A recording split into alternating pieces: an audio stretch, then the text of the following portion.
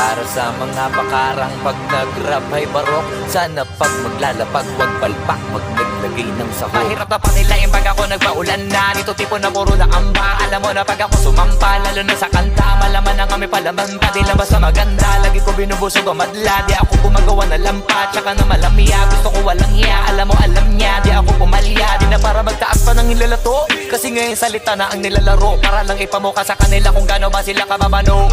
Kailangan ko magbuhat sa bangko, pakitaan sila para mauga, ugain sila para matanto. Ipakita sa mga pagmumuka nila kung paano ang tunay na hambog. Nakabakat ako sa mapa, kahit hilingin mo na mapasama pa. Alam mo na masanay ako sa papag, tsaka lahat ang dapat ay nagawa na. Kaya nandito na ako sa malambot na kama. Isa yan sa mga bagay na wala ka, iniisip ko na ganito ka sana. Kaso nga lang di ka pa pinagpapala, tsaka pinapala doon baka napasama pa. Habang ako alam mo na iba talaga pag kumarakas, kita mo na laging tumatama para di na minamalas. Parami na lang na parami kasi wala na nababawas. Iba talaga pag pumatas, isa ka sa pinakamaangas, pinakamagiting, pinakamaytira, pinakamatiro, pinakamabisa, pinakabadito, pinakabihirang, pinakamasipag, pinakamasiba, pinakabagitong, pinakamaingat, pinakapabibong, pinakakumita. O baka naman uli na kayo sa balita, kabaliktaran ako ng pinakamahina. Wala kung bakit kung meron mayabangan dyan. Sa totoo lang wala pa yan sa